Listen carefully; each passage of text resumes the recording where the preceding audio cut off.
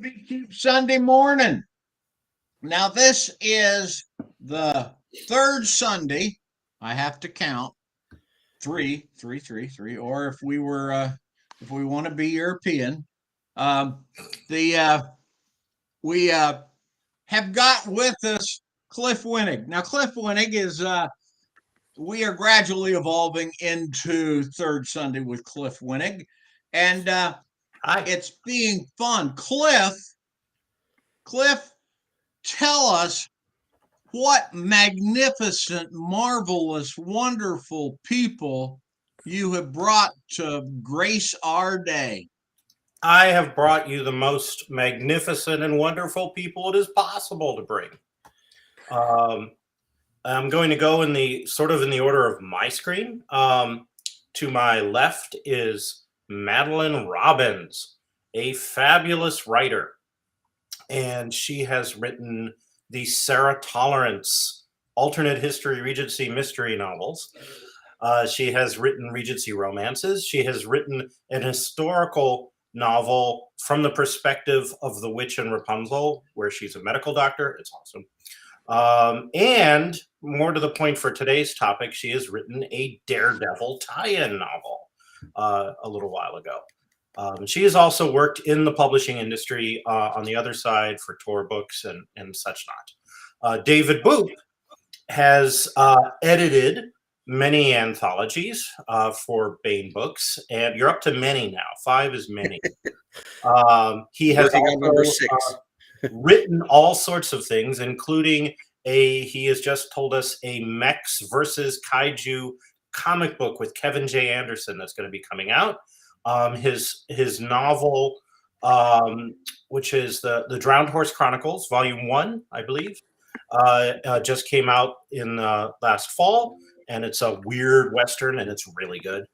And you had She Murdered Me with Science, is that right? Yes, that's the sci-fi noir. That's the first novel. Yes. Science. Yes. Anyway.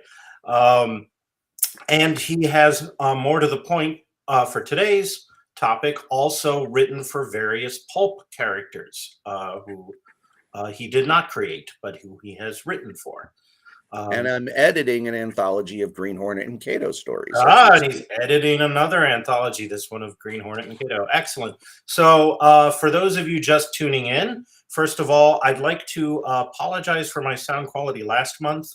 Hopefully it is coming through clear right now. I wasn't able to tell that it was having some problems last month, so because it sounded good to me.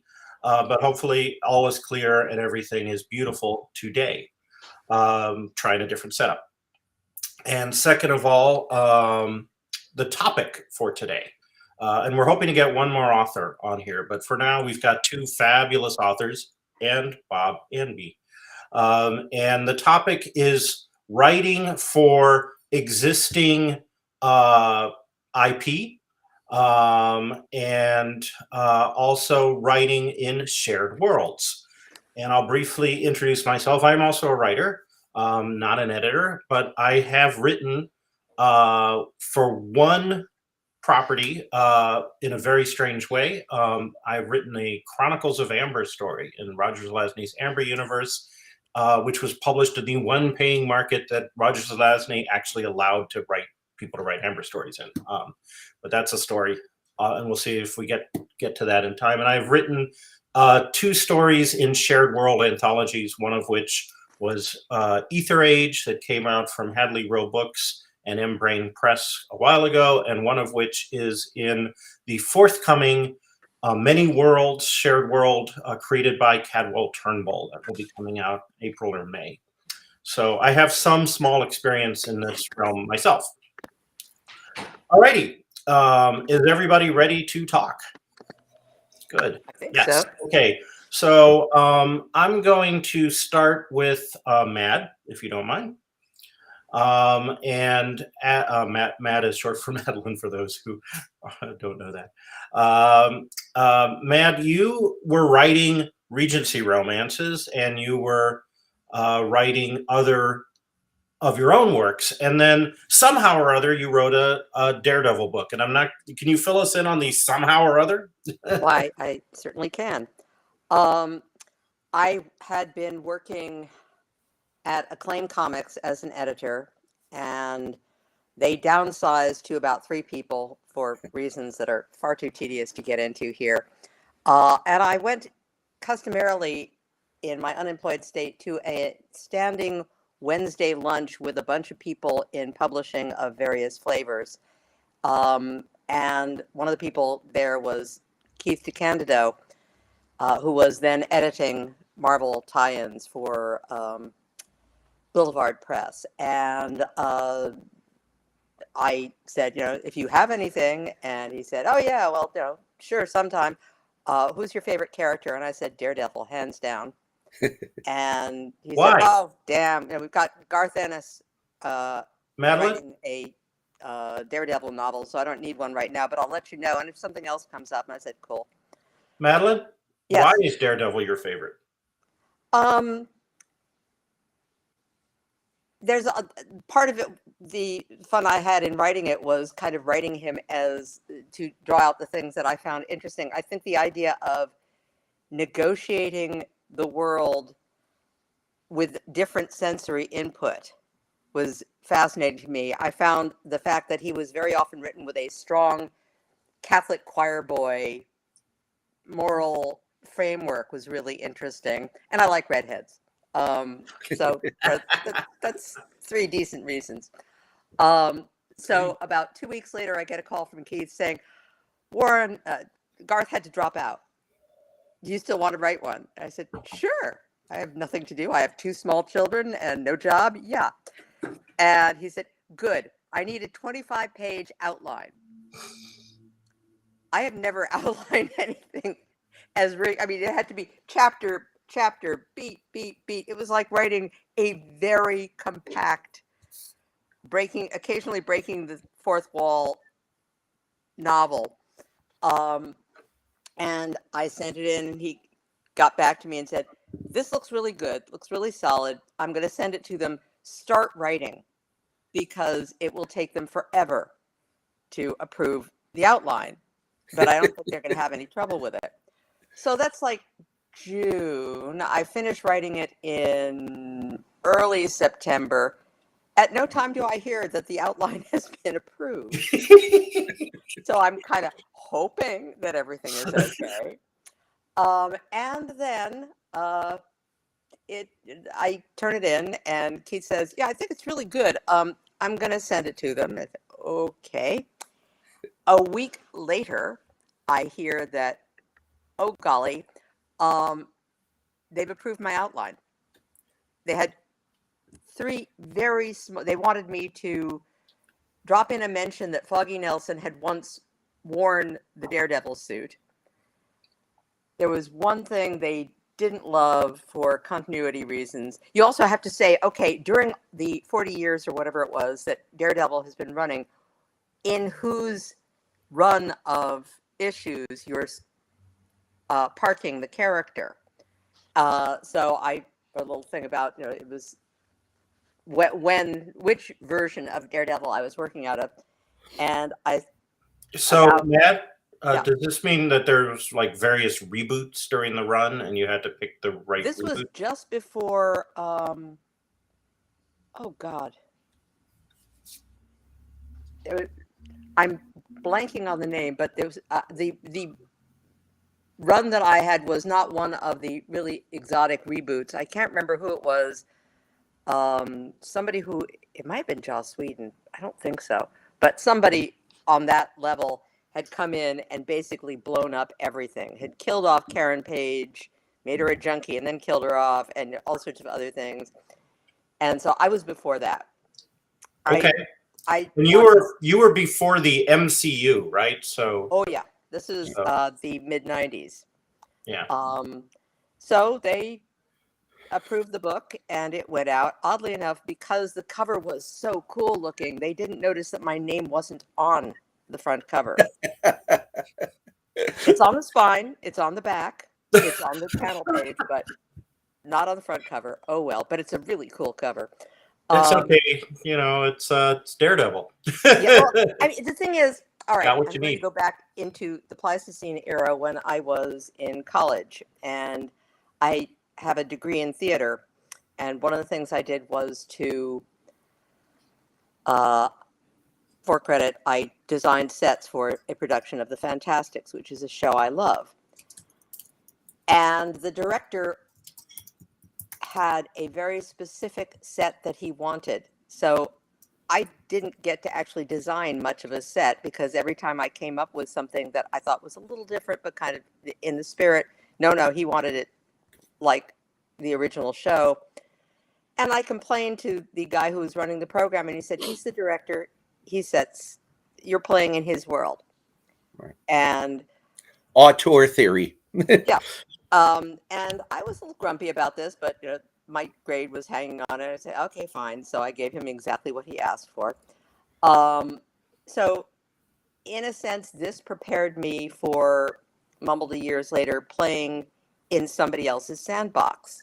When it is the end of the day, if they say, no, you cannot have him dye his hair black for the purposes of the story, you go, okay, well, I like redheads. Okay, fine. And you don't fret about it too much. You have to be able to say, this is not a hill I'm going to die on. And you can actually get the things that you want that are important to you in the story, into the story, by being reasonable. But it is a weird kind of thing. And it is not my favorite of the books, but I have that I've written. But I'm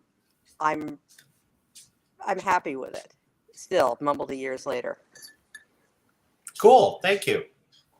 David, how did you get into writing IP for other IPs? Well, so going way back, when other people were reading Asimov and Heinlein and stuff like that, I was reading Anderson and Foster and Stackpole. I have been a media tie-in junkie my whole life because I was a movie and video and film junkie. And I loved all of them. I didn't care, I read so many media tie-ins. And I always wanted that for myself. I wanted media tie-ins, and I wasn't exactly sure how that was going to come about. So I wrote my first novel, She Murdered Me with Science. It's a sci-fi noir. It's very pulp. It's a Facebook user. I agree with you. And it's very pulp-like, which got me an invite to a company called Airship 27, run by Ron Fortier, to write something for them, which I did. And that got me an invite by Win Scott Eckert to submit a story to a Green Hornet anthology. And so that was my first media tie-in short story. From there, getting that got me into the International Association of Media Tie-in Writers, which if you're a tie-in writer, I highly recommend joining. It's a great organization. I'm going to ask you about that after you're done. Keep going. Okay. All right. We'll put a pin in it. From there, I ended up co-writing a Veronica Mars story for Amazon when they had their Kindle Worlds project that unfortunately blew up. But me and Peter Wax and about a dozen other people got a chance to actually write tie-in for Amazon and got paid, which a lot of other people did not, unfortunately, which is part of the reason it blew up. And good reason. Yeah. And from there, Peter and I went on to write a Predator story for Brian Thomas Smith's first Predator anthology, which got nominated for a Scribe Award, which is from the International Association of Media Tie-in Writers. Cool. And then just kept playing it. And now I have a novel that's a media tie-in set in the RPG world of Rippers Resurrected, which is from Pinnacle Entertainment, the Savage Worlds people. It's Oh, okay. very much like the Penny Dreadful TV series on Showtime. Almost legally actionable, similar. But not quite legally, actually. But not quite. But it's very Filed off close. some of the serial numbers. Yeah. right. But it's wonderful dark fantasy. There's steampunk elements. There's all the classic characters. And that's called The Soul Changers, and that'll be coming out from Outland Press later this year. So Congratulations. thank you. And I just keep working it. I put out a lot of pitches. I hang my shingle up saying we'll work for IP practically for free because it does not pay well. And yeah. So there you go. Yeah, That's all I got there. Liam mentions the best model I can think that exists for this sort of thing, writing for an existing IP, is the late Eric Flint's Grantville Gazette project. Basically, it's fan fiction set in 1632 universe. That's the Ring of Fire universe that is published by Baen Book. Yes, absolutely. Yeah, a lot of people. Eric Flint was a socialist, a very diehard socialist, and so he wanted people to be successful as writers, and he didn't want to claim everything for himself. So he was very much of that mind. Yeah, losing him was a hard blow. He was one of my mentors at Superstars of Writing, and just adored the man over the years. Taught me a lot about contracts. Was always available if something needed to be looked over. And there's other companies that do. If you're looking to get in, there's other companies that do public domain characters. If you like pulp or you like adventure, there's a lot of characters that never got renewed. Nobody owns the license to, and some of these companies will allow you to write new adventures set in these worlds. And I've written several of those: Black Bat, Domino Lady, The Phantom Detective, and others. That's also a really good way to kind of sharpen your teeth. They don't pay a lot of money, but it's good practice, and it can lead to other things. Yeah, I know he used to. Eric Flint used to use Baen's Bar as like a place to for people to write that stuff and pitch it to him. Yeah. So, As a point of information, when you're appropriating a character that is theoretically out of copyright, you can run afoul of things like, when I was at Tor, we had a series of Irina Adler mysteries by the late Cheryl Nelson Douglas. And so the first one, we put an outline of a guy with a deerstalker and the meerschaum pipe and a femme fatale, Irene, on the cover. And the Conan Doyle estate doesn't care because he's out of copyright. But Universal, we could not do because they still had a copyright on the visual presentation of Holmes with the deerstalker and the meerschaum. So just because the original property is out of copyright and in public domain, you still have to do a little bit of due diligence to make sure that there are no secondary copyrights that can come up and bite you in the butt. One of the big ones for that is Zorro. And Zorro technically is public domain. However, when they did the Antonio Banderas films, they trademarked. They couldn't copyright the character, but they trademarked the name Zorro and the Z/. So you could write a Zorro story. You could not use the name Zorro or the Z/ in the story, and without paying. That's a challenge. without paying Yeah. the production company. Are you So going to call it Don Diego or what? The Fox. some people have called, with the Zorro, I believe, stands for the Fox, and so some people have called him the Fox.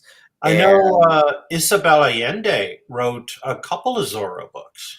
Well, in some companies, now that the property is so far away from those movies and nobody is currently developing, to my knowledge, another series or anything like that. And Disney started running the old Zorros on Disney Plus, which if you have not watched, you should. There are amazing to watch those old serials. But the price has gone down, I understand, for being able to use it. And so a lot of indies now find it reasonable to pay the ferryman, as it were, for the rights. Sure. There's going to come a time, though, that they can't do that anymore. And then we get Zorro back. But for right now, that's where we're at. So we have a Facebook user question that I suspect ties into that organization that you were talking about. So now might be a good time to do that.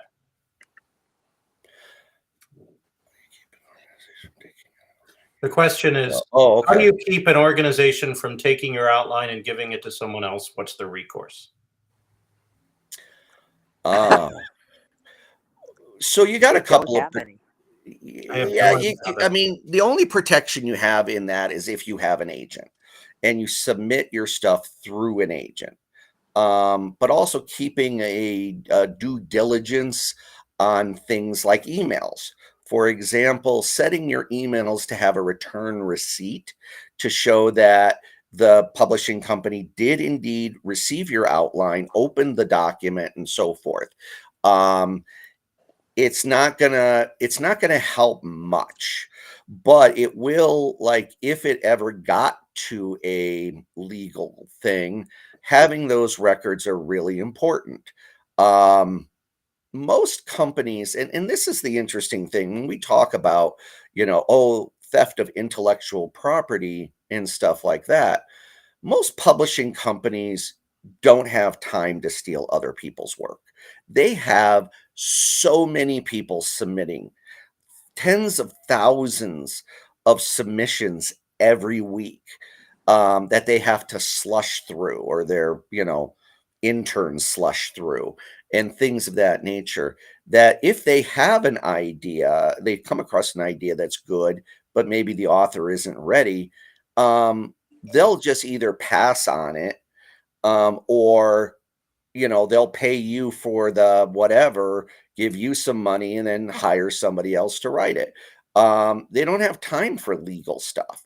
They have better things to do than to steal people's properties. That being said, it does happen. And usually what it is it's a communication issue somewhere down the line.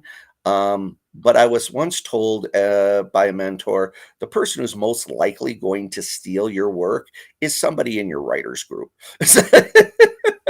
not the publishing company.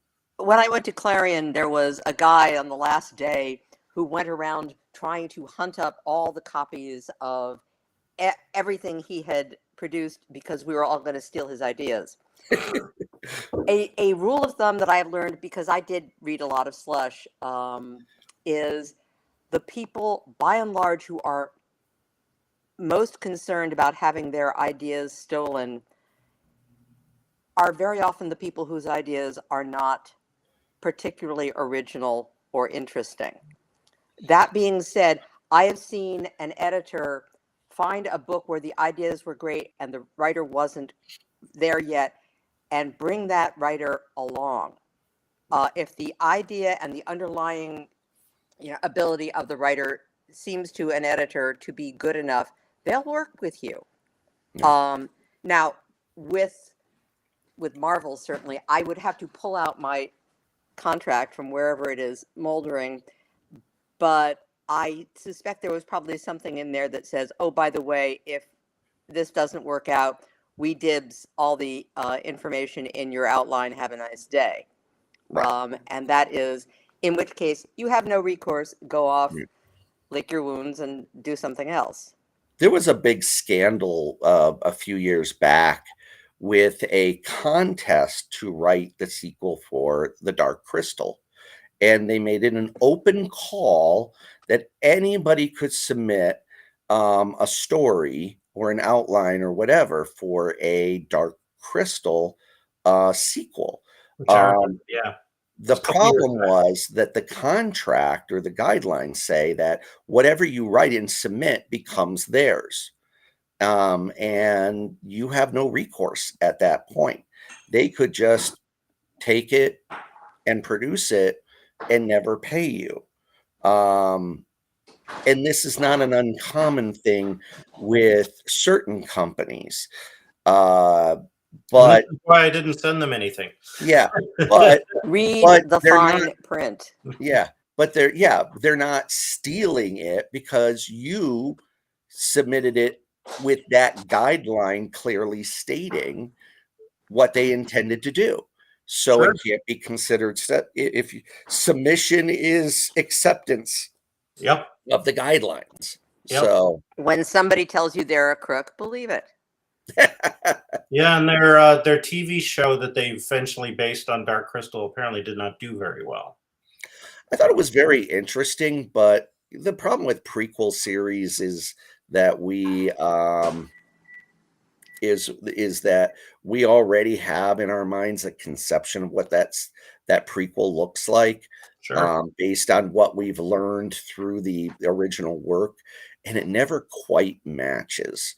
A lot of people were upset with the Rings of Power, Lord of the Rings, because it's a prequel, and it doesn't quite match what they believed was told them in Lord of the Rings. So yeah, never mind the Phantom Menace, but anyway.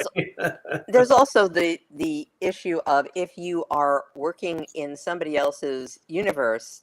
I mean, if I write a Sarah Tolerance book, she's my toy.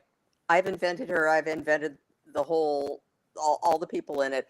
If I say this is what they do, and I sufficiently have led up to that you kind of got to buy that. When you're working with somebody else's toys, and you say Matt Murdock does X, it is possible that there will be I was fortunate I didn't get much of this, but I didn't believe a word of it. Matt Murdock would never do that kind of response, because once you let a character out into the wild, it becomes a collaboration between you and the reader. And they kind of have to accept it if you say this is what happens.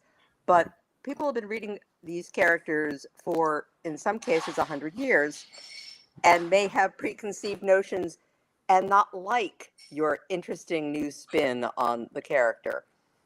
So it's just a thing. Lee Goldberg tells a story at conventions. He's done a lot of media tie-in. And he's also a Hollywood showrunner, producer, screenwriter. And he talked about Sequest DSV. And he talked about there was like a gap between seasons 1 and 2. And then they produced season 2, which he show ran, and he wrote many of the episodes and things like that. He's doing a panel at a convention, and a fan stood up and started reading him the riot act about what the organization, the World Ocean Organization, had done in season 2, and said, and of course the guy stood up and he's in the outfit of the organization, and it says there's no way they would have done this, and this was horrible what you did with that. And Lee just leaned forward and he said, I created the series. This is what they did because I created the series. This is my decision. My toys. My toy. Yeah, exactly. So wow. Yeah. So, it's been a thing for the internet fandom, especially, to like try and take ownership of stuff, and that's whether it's existing media property or something like Sarah Tolerance, which an author created, and the author is the only one who's written in that universe. Yeah. I hope so. I don't know. There might be fan fiction out there. Tolerance fanfic. Yeah. Yeah, I don't Well, know. let's talk about fanfic for a moment, because For a that's an short interesting. time, because that's a whole panel discussion. Well, no, but I just want to hit upon something. Yeah. Fanfic, there's a lot of people writing fanfic. My son writes fanfic. A lot of people I know, My authors daughter, got yeah. their start writing fanfic and so forth. It is a legitimate way to hone your craft.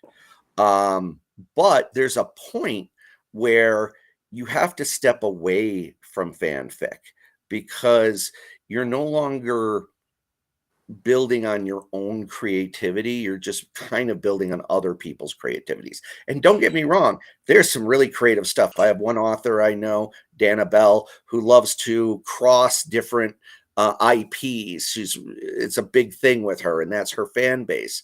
And it's good writing for that. But I would also love to see her do more original stuff as well, because I know she's creative and I would love to see more of that. And so my only thought is that fanfic is good to a point, but if you're looking to become a published author and then eventually transition back into doing paid fan fiction, you got to get your own stuff out there, short stories, novels, whatever it is, because that's what will attract the attention of publishers, not your fanfic. 50 Shades of Grey, or 50 Shades of Grey aside, but However, there's always the statistical outlier that you cannot Yeah. reproduce. Yeah. Andy Weir's The Martian will never be reproduced. That was quite unusual. So I mean, I will say, actually, my very first published work was a piece of fanfic I wrote in college called Doctor Who and the Daleks' Deadly Dastardly Deeds. I love it. And it was an Inspector Jacques Clouseau Doctor Who crossover. Oh, One of my friends had a crossover Doctor Who fanzine she was publishing, and she badgered me into writing something, and I still love it to this day because it was silly. But my daughter did some Buffy, Harry Potter stuff, basically talking about the characters who are never quite good enough, Faith and Snape, and it was a remarkably resonant, great story. Nobody's gonna pay her for it, and she does not, to her credit, want to become a writer because she's watched Mom and has more brains than that. She's quite capable. Oh, go ahead. No, it's too late for me. Save yourself. Starving in a garret on her own nickel. My only fanfic actually was written for a company that lost the rights to the property, and I had already finished the story. And when they lost the rights, and I'm like, I can't do anything with this. I put it up on Wattpad. I don't think anybody's ever read it. But that's my only fanfic. It was unintentional fanfic. So my only experience writing IP was, again, Chronicles of Amber. There was a guy named Eric Wuchik who was, of all the people I've known, probably the best schmoozer I have ever known. And he was a game designer. He wrote the Teenage Mutant Ninja Turtles role-playing game for Palladium, I think it was. Anyway, yeah, it was Palladium. And he was friends with game. Anyway, so Eric went to Zelazny and he said, I want to write a role-playing game based on your books. And Zelazny said, okay. And he said, and I want to create something called Amberzine, and I want to publish original fiction set in the Amber universe. Now, Zelazny had been famous for not letting anyone write anything set in the Amber universe, but they made an arrangement that it would be limited to 1,000 copies an issue, and all the stories had to tie into a role-playing campaign set in the Amber universe. But it was a paying market. Right. And my first, other than the Doctor Who and the Daleks' Deadly Dastardly Deeds, my first sale where I actually got paid was the background story for my Amber character, who was a Lord of Chaos. And because it was a background story, it had a beginning and a middle and an end. It wasn't like I took a gaming log and and made it into fiction, which all too much of this kind of thing is, because it doesn't have good plot structure. I was able to actually write a whole story, for which I got paid and got a very nifty illustration of my character by the person who was by Michael Kucharski, who did a lot of the illustrations. And I had a lot of fun. And so that was my first and so far only foray into someone else's IP. But I was very cognizant of the existing world, and I had created my own set of characters for the main character and the people he was mostly interacting with. So, that allowed me. It's a big world, so it allowed me some space. The writer who we're trying to get on, who hasn't been able, who's having technical difficulties and has been texting me this whole time, is someone who's done both IP and shared worlds. So that was the original topic of this, but I can talk briefly about shared worlds because I have a couple of stories. So the first shared world I did was in Ether Age, which was kind of ancient world steampunk. Ancient aliens had given ancient Egyptians the printing press in this alternate history, and everyone went to town. And so technological society emerged in the ancient world. And then there's like Earth passes through this ether and that's breathable. And so you have wooden spaceships piloted by ancient Greeks and Egyptians flying around the solar system. That was the setup.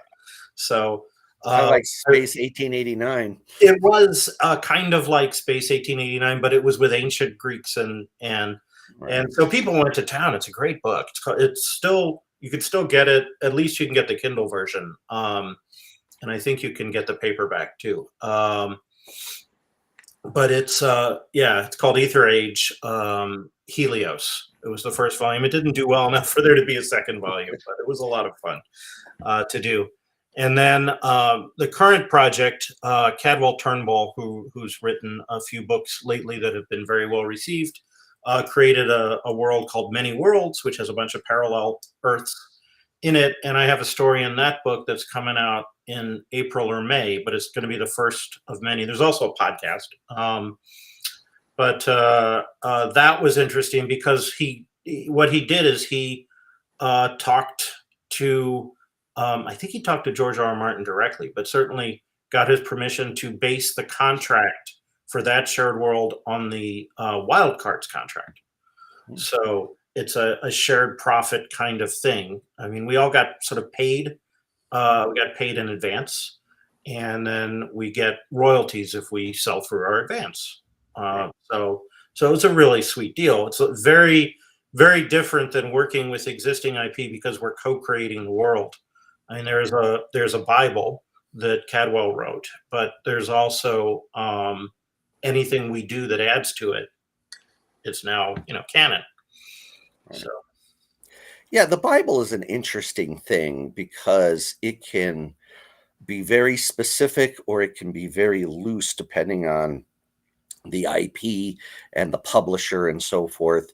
I had to create my first Bible recently. I'm doing an anthology of Jack L. Chalker's Well World stories, and nobody had ever created a Bible. There had been an RPG out, but it was woefully inaccurate. So I pretty much had to start from scratch, pulling together a Bible for this anthology.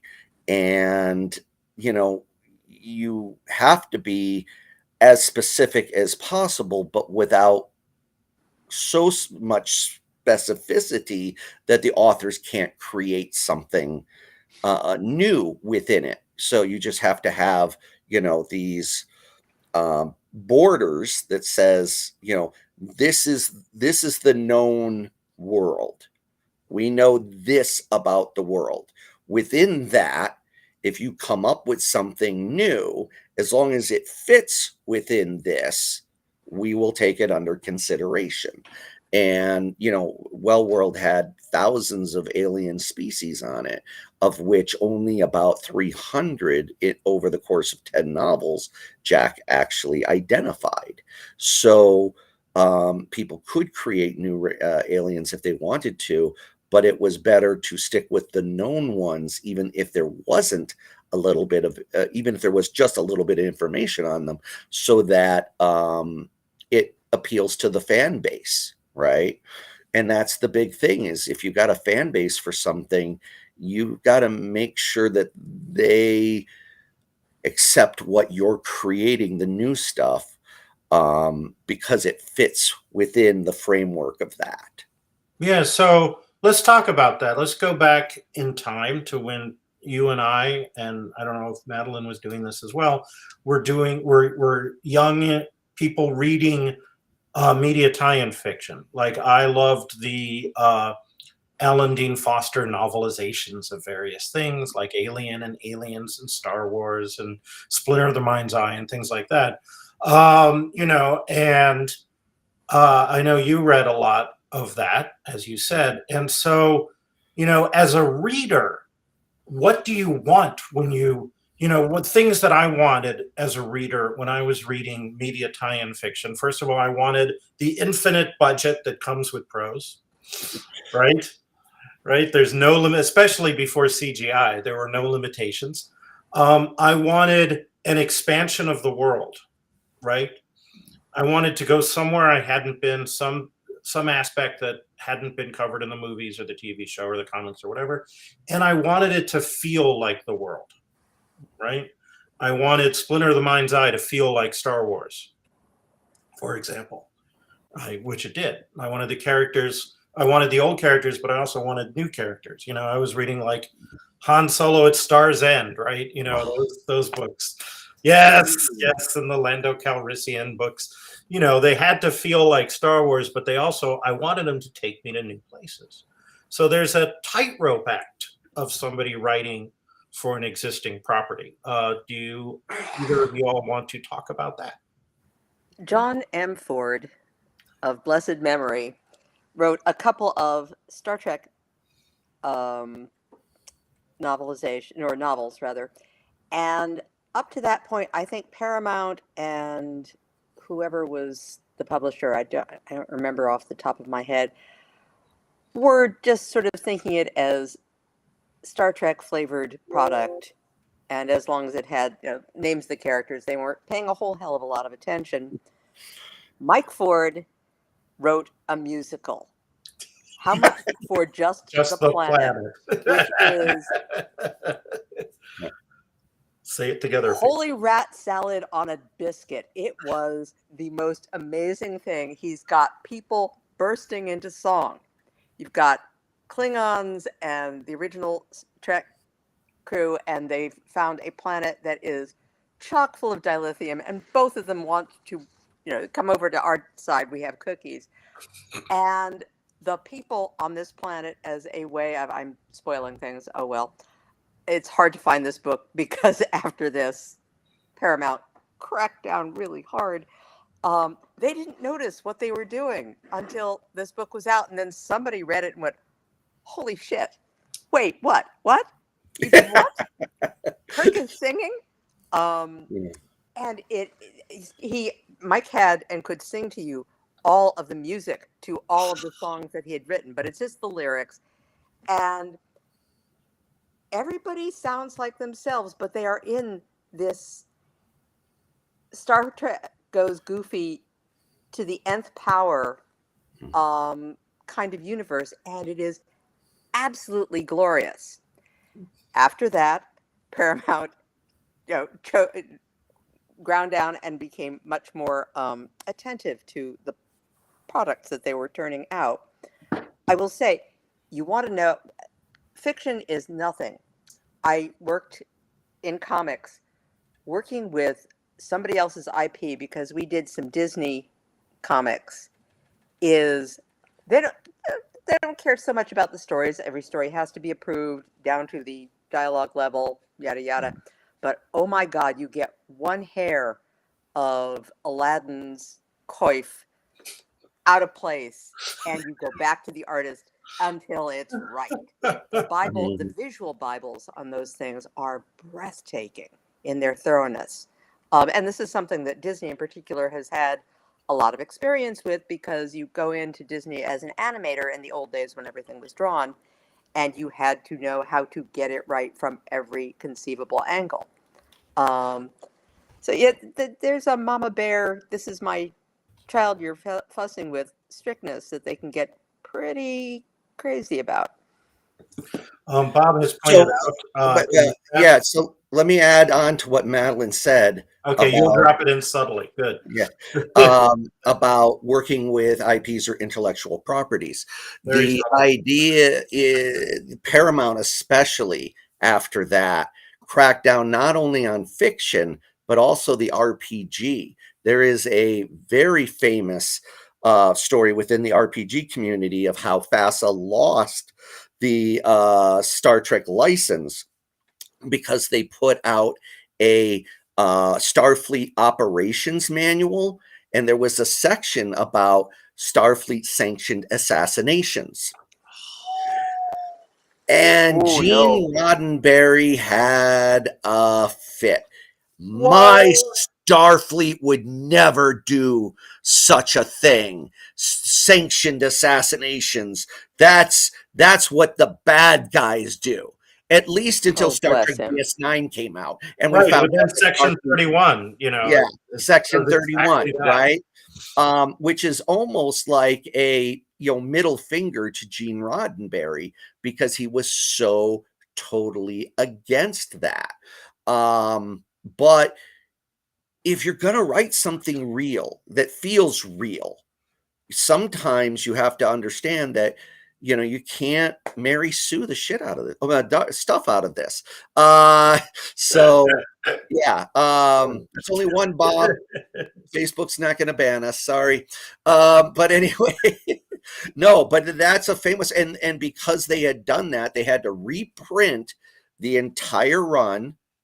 And then when that came up for renewal, FASA lost the license. I think it went over to West End for a while. But things like that can happen, so to answer the original question about reading, I agree with everything you said, and Madeleine, absolutely seconding all of that.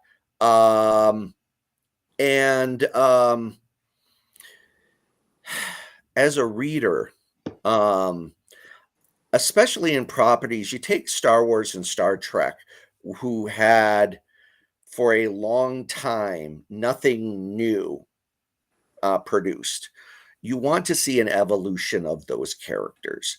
Star Trek had characters marry, divorce, have children, characters died, and so forth throughout the continuity of the Star Trek universe.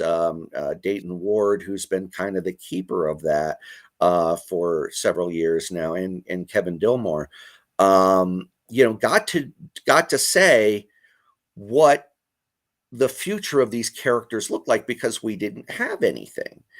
Star Wars, that was great. Han and Leia have kids, and Luke gets married and has kid, and all this stuff like that, because the idea was we weren't going to just have them do Star Wars every week like the comics did for a long period of time, right? And yeah, then you get something like the sequel trilogy. You get something like Picard. You get something that basically says, well, we've decided now what the future is going to be, and everything you wrote for 20, 30 years is gone, right? Yeah, And that's well, like hard. the expanded universe in Star Wars, which Yeah. became Legends when Disney took over. Right. And this is hard on the fans who do read media tie-in, who I love every one of you who read media tie-in. It was hard on Mark Hamill, whose character was married to Mara Jade, right? And speaking of redheads, so he was like, God darn it, Yeah, Mark Hamill gets to die. Luke Skywalker gets to die a virgin in the sequel trilogy. I mean, a virgin monk. I mean, there's Yeah, but you So- know, if the old Jedi said Jedi cannot know love, if I'm starting the Jedi over, that's the first thing I'm scratching I out. hate that Jedi. The whole, if they take Anakin Skywalker away from his mother and drop him into this, we are all loveless people. Our love is for the universe. Right. Of course, he's going to go bad. I'm sitting there going, you are blaming this child for being a human being. I Yeah. hated that. Well, and here's the thing: Lucas knew what he was going to write in the prequel trilogy back when he wrote Star Wars. He did some interviews about how Darth Vader met his fate and all that, that he eventually got to shoot scene for scene on the screen. Yep, we all knew. And I have been considered a Star Wars apologist because I will defend the prequel trilogy in certain aspects, not all. But I love the then, fact that the first one anyway. is essentially economics in space. right. I walked out cackling. Yeah. But then you take the sequel trilogy, and we've had 30 plus years to imagine how these characters turned out. That's media tie-in books aside.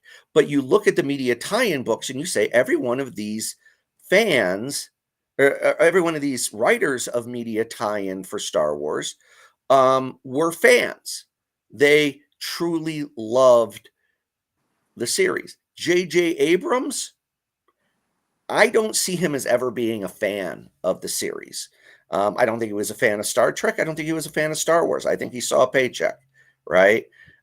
Because that love, that spending 30 years of your growing up imagining these characters, their fate, none of that came through. And that's sad. And it's a betrayal of everything that we do as media tie-in writers. And it's a betrayal of the fans' love.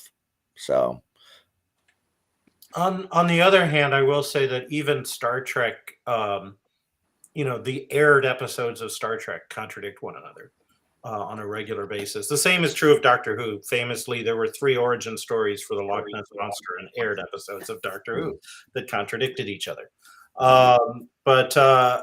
So there is a sense in which any media property, any intellectual property, IP, exists as a superposition of stories, right, that don't necessarily cohere into a single narrative thread in the way, like, say, reality does, usually on good days. And So our demands on what we expect a story to be, we're a lot, as a story consuming public, we are a lot more demanding of what our stories give us than we were in the far off days of the 1960s when the original series premiered. right. We expect more depth of character. We expect a certain amount of moral ambiguity that would have turned Roddenberry's head around in many directions. yeah. But also, like, the 1960s gave us, for example, the planet of the Roman Empire where they speak English rather than Latin. And that was considered a perfectly valid science fiction story and not like an alternate universe or something, right? Oh, it was all being translated for the watchers. Right, yeah, of course. But I really wanted those guys to be speaking Latin. That would have been awesome. That episode was fun because it gave child me, a peek as to how television shows were made. Because they had like the audience noise machine for the arena fights, which was done in the TV studio. And that was just, I learned a lot from that. But anyway, so, I think, for example, one of the interesting phenomena was there was that Superman movie that came out, not the Henry Cavill ones, but the earlier one. Brandon Routh. Yeah, that was a sequel to your fuzzy memories of Superman 1 and 2. Right? And it was not a sequel to Superman 1 and 2, and it certainly wasn't a sequel to Superman 3 and 4, but it was a sequel to what you fuzzily remembered if you hadn't watched it in a few years from the first 2 Superman movies, and it worked really well for that. I where liked that movie. I may be the I only liked human. it. I liked it a lot. I had a critique. I had a critique of one aspect of it. That is a separate thread. But overall, I thought it was a very good sequel to my fuzzy memories of Superman 1 and 2. So basically, they filmed somebody's fan fiction, is what you're Yeah. saying. Yeah. So But they, with the budget that I always wanted for the fan fiction, right? So that was kind of nice. hey, look, it's Bob. He's back. Yes, he is, and he's here to tell us a little bit about Scott's Planet, I think. Well, yeah, I am. Because I've been fascinated listening to some consummate professionals talking about shared world anthologies and the Bible and the process and the pain. Because right now, B Cube Press is working on our 25th and 26th book. 25th is going to be Scott's Planet. 26th is going to be Breaking Up is Hard to Do. And both are shared world with multiple writers. Very briefly, Breaking Up is Hard to Do is a collection of 6 writers writing a novel together. And that, let me tell you, that is fun. Oh, it is. Oh, I believe you. I believe you. The contract is interesting. The hey, don't laugh.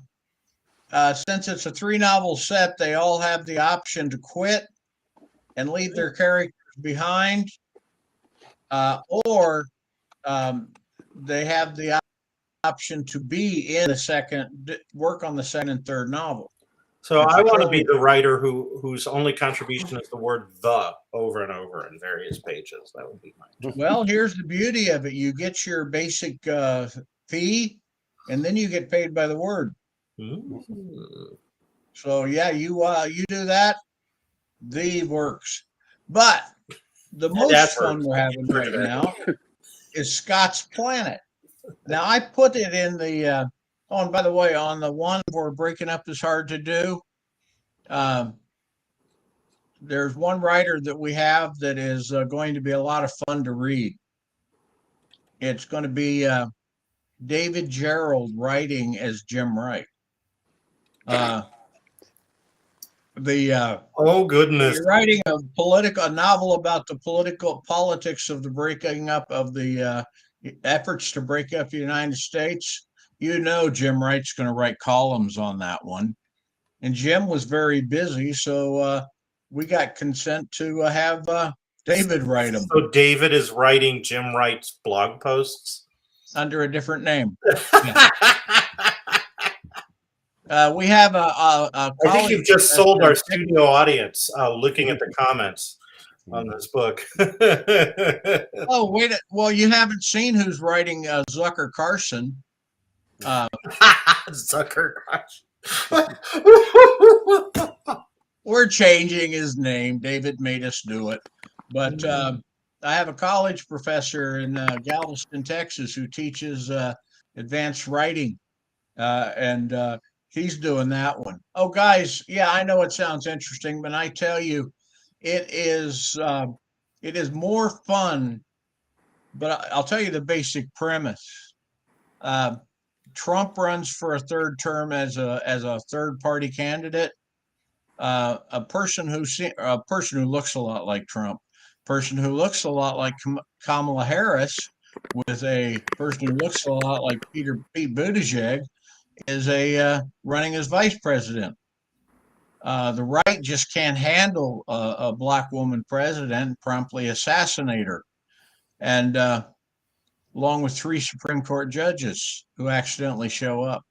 And this is the story of a Pete Buttigieg-like character trying to hold the United States together in light of everything that goes on. And the Russians are involved. So that's a hoot, and we will talk about that in a future. It is going to be effing epic, guys. This week I'm spending up here in the mountains at Rainforest. we're writing. We've got a lot of writing going on that book. But the one I want to talk to you about is Scott's Planet. Now, I have posted in the chat the submission links. Now, everybody here who's watched Star Trek, I heard mention of the Roman Legion. Roman knows about the lost colonies of Earth. They're ubiquitous. So we said to ourselves, where the hell did they come from? Well, we're blaming corporate greed.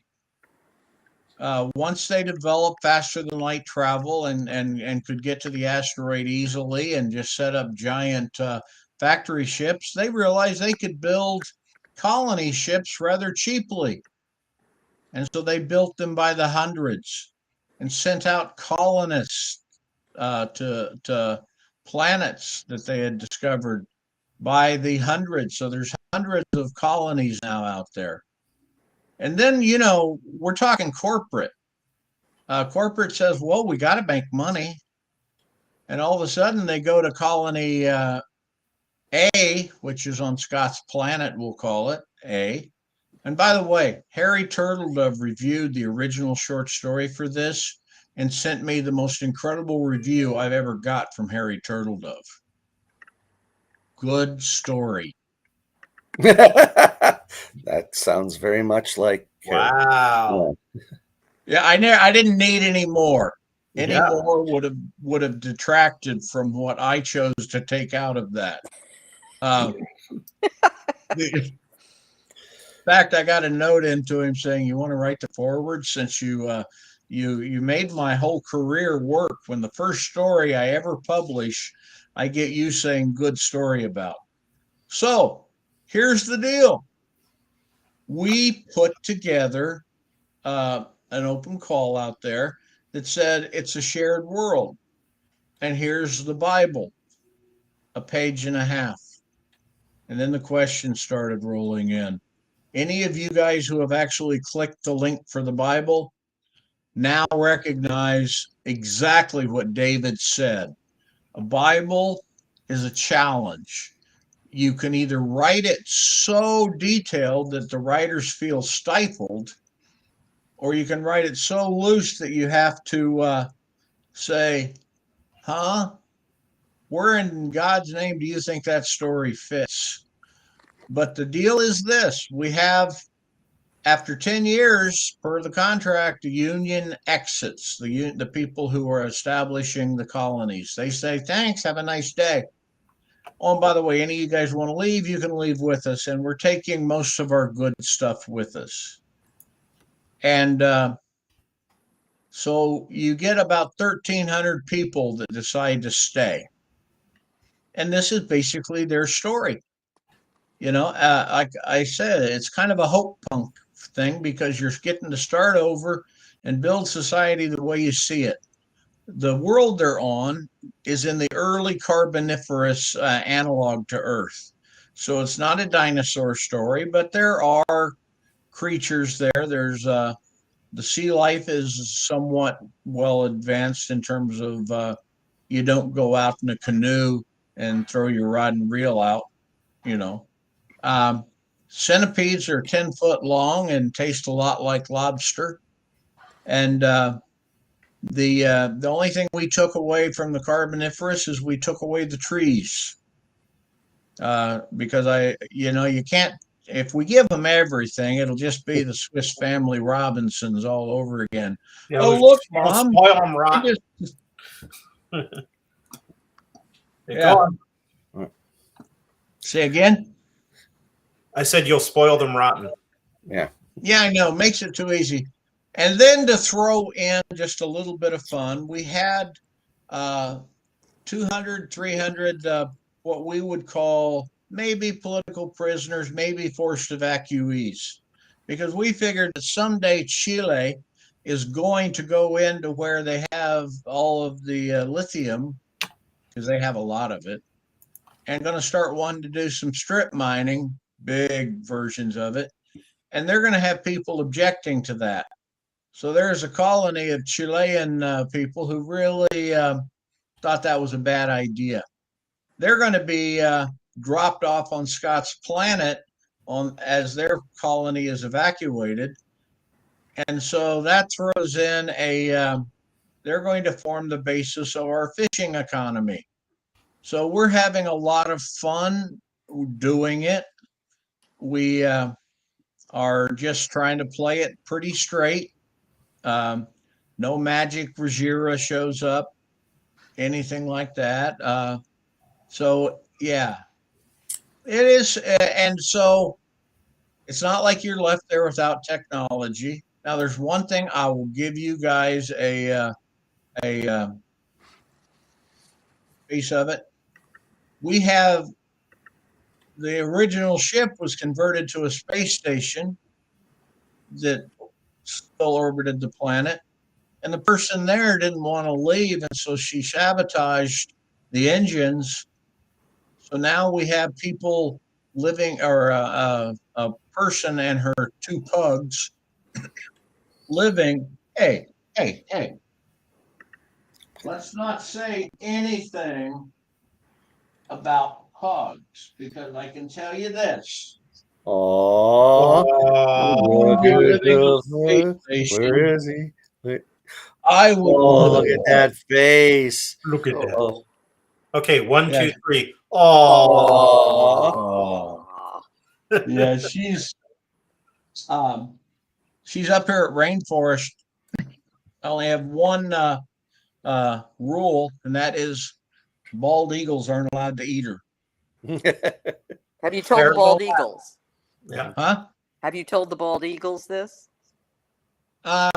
No, but I've got a good, strong leash that she's never going to get very far from me with. That is my best defense. That and the fact that um, they've got plenty of food, but I am not going to make her an offering. So anyway, we got 1,500 people out on Scott's planet. Um, they brought a lot of stuff with them that maybe they shouldn't have. Turns out salsify um, is becomes an invasive species. Salsify is oyster root, in case those of you who may not recognize it. We let them bring bamboo because we couldn't deny them any resources. Uh, they have power sources, uranium cores, which unfortunately the union bought used ones, and so they're supposed to last for 200 years, but people are going to start finding out that they've got a failure rate at about 0.01 failures per year, and so they're not infinite. So that's the world we're living in. Um, and they're basically on three different islands, no moon, very little volcanic activity. Um, the tides are driven by the sun, not the moon. And so it's a fairly mild world. There are creatures on the world large enough to eat a man on land. Pigs have gone feral, as have a lot of chickens. And well, we all know what pigs will do. So anyway, it's a fun world, and we have tried to write the Bible so it's not so tight. And the fun part is this: you guys know that we recently published Post Row Alternatives, which was that we pulled together 7 editors and writers, and we did the book by committee. And after all of the feedback on the Bible, I sent an email to all the writers who had submitted and said, I'm going to have a Zoom session and we're going to talk Bible. I have never done anything that I am so glad I did in my life. No, I mean, I've always been a facilitator, a group facilitator for for solving problems. And these guys, in fact, one of them, bless his heart, Andrew Lucas, whom I will always love and respect now, started keeping better notes than I did, and now he has taken over the management of the Bible. There are about 25 story ideas listed at the end of the Bible that says, hey, somebody want to write this? Because we get to build a society. There isn't where there was a company store. Now we're going to have to develop a public market. Where there wasn't a bar. Now somebody's going to figure out a way to start a bar. I mean, all of this good stuff. Yeah, Who's gonna I be the worked on people? Huh? I worked on the Flash Gordon RPG for Pinnacle, and Yeah. we basically had only the comics to reference, though we threw in a few other little things. But when we were building the various worlds of Mongo, the different countries within Mongo, Mhm. I got assigned two of them that didn't have a lot of information. You know, basically, Flash crashes, he beats something, and then he leaves, right? And so you have to flesh out a lot of that stuff, as much as you can um, when you're writing it. But unfortunately, like the Bible that comes in can only list what is canon for these two countries. And it gets to be exciting because when you're working on a project as big as Flash Gordon was, you're working with other designers who are working within the same world. And it's like, oh, okay. And of course, you have an editor who is the managing editor who's managing all of these guys and saying, oh, somebody did something like that over here. And so you can't do exactly that. We need to change it up and so forth. So that project management part, the part you're talking about, the facilitating, can be almost like a symphony. You are the conductor and you're like, oh, we need more drums, or in this case, we need more Ming, and stuff like that. So, You can but never yeah, have too much Ming. you can never have too much Ming. So yeah, it's fun working on those collaborative things like that. The Bible for Well World that I had, there was only one other person I could go to, and that was Electra Hammond, who had been keeping the torch burning for Well World for many years. But it was great working with her because I could pass ideas back and forth with her and so forth as well. So yeah, it's all exciting stuff. I'm very excited for BQ Press and what you guys are doing there, Bob. Well, it's going to be our 25th and 26th books. Um, we have been fun. Phyllis Irene Radford, I got to give her a call out because she's getting ready to release The Glass Dragon again, re-release under her own cover. Hmm. She got the rights back.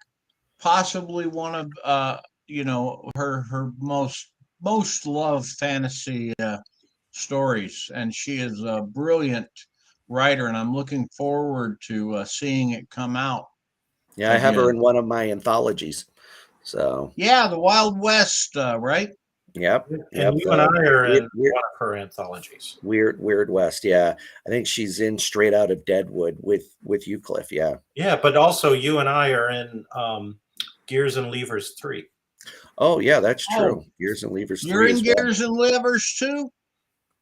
Yeah. 3, but 3. yes. Number 3. Oh, See, Both of us. yeah, making a I'm in joke there. Gears and Livers 3 and 1, I think. Yeah. And oddly enough, I just sold the stories from Gears and Lever 1 again.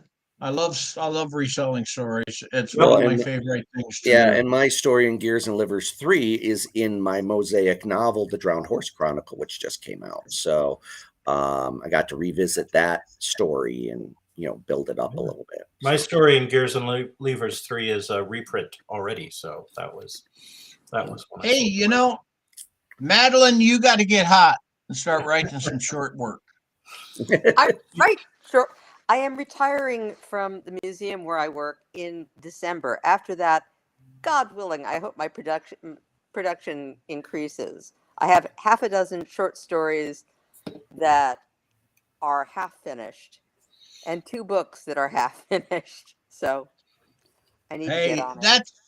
that's really good. Now, you guys hold on for just a second, but I'm about to say, eh, eh, okay, Cliff, wind these guys through their closing comment. Yes. Okay. So, any last things people want to say, David? I think that you never did get to talk about that organization. So, if you could talk for 30 seconds, All but right. mostly what I want to hear about is what's coming out soon or what's new on your plate. David. Okay, so the International Association of Media Tie-in Writers is an organization supporting media tie-in writers. You have to have at least one published media tie-in to join. Dues are very low. They put on the Scribe Awards every year, which has categories for short fiction, longer fiction, anthologies, and so forth. Highly recommend it. A lot of really big names in it. And so forth. So yeah, we do our Scribe Awards at San Diego Comic-Con every year. As far as what's coming out, well, I just had the Drowned Horse Chronicle Volume 1, and I'm currently working on Volume 2. Also, 2 weeks ago, or maybe it was even last week, I don't know, things are kind of blurry right now. Is High Noon on Proxima B, which features a story from Cliff, which is the second of my 3 space westerns. I'm currently editing the third one. So the first one was Gunfight on Europa Station. Second one, High Noon on Proxima B. And the third one, Last Train from Kepler 321c. Last Train out of 321c. And that will be coming out next year from Baen. After I finish that, I am working on the Well World anthology for Arc Manor and the Green Hornet and Cato anthology for Moonstone Books, which will be going to Kickstarter by James Aquilone, the guy who did the Kolchak 50th anniversary anthology, comic and prose anthology, which I'm in. And then I have a comic book series. The first issue will be coming out from Outland Press, co-written with Kevin J. Anderson. It's giant mechs in a post-apocalyptic world.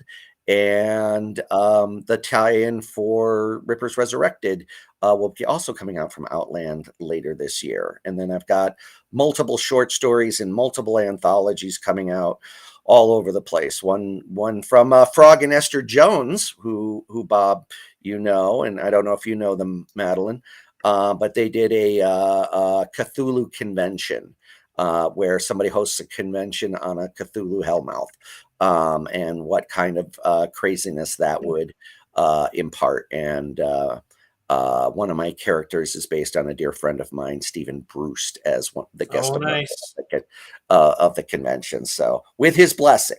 So, and so, yeah, that's what's going on. Is that all? It's not, but you only gave me about 30 seconds, and I think I took 45. That's okay. It was 30 seconds to tell me about the org. Take as long as you want to tell me about your stuff. Oh, just a minor note. You're right about Frog and Esther Jones. Wonderful people, brilliant people. And they are also working on Breaking Up is Hard to Do. Frog is writing one of the most interesting characters in the book. Yeah. Nice. Yeah, he mentioned that when I saw him and Esther last week. So, yeah, I met them because of you, David. We were all in the when you got all of us at World Fantasy who were in your weird Western anthologies together. Right. Yeah. So that was nice. All right, over to you, Madeleine. Boom. I have nothing currently coming out. Tell us about your recent works. The fourth Sarah We can Tolerance pitch book, that if you send it. The fourth Sarah Tolerance book, I am trying to find a publisher who wants to take all of them and bring them out in a uniform set. And there are some plot things that I need to fix. I'm about halfway through a fantasy novel set in San Francisco that is contemporary. And wonderful. Which Cliff has read most of. And I have half a dozen short stories that need to be done. And I'm already thinking about the fifth and I think final Sarah Tolerance book that I want to do. After which, I don't know, I'll come up with something. I always sort of do. I write more slowly than I wish I did. But maybe when I have actual time, that will change. So that's all I got to say.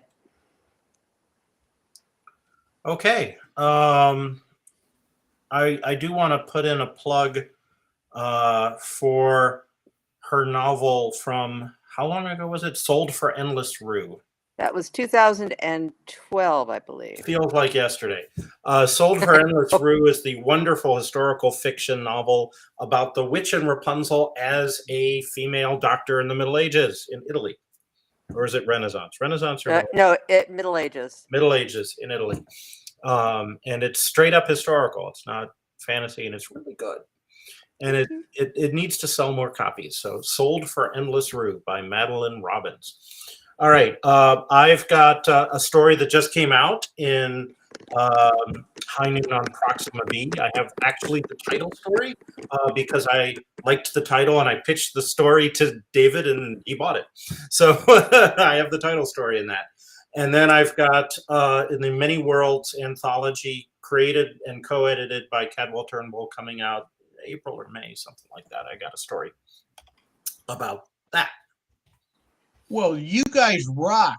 So let me remind viewers, show up next week because it is the last Sunday. And on the last Sunday, we listen to David Gerald and Jim Wright as they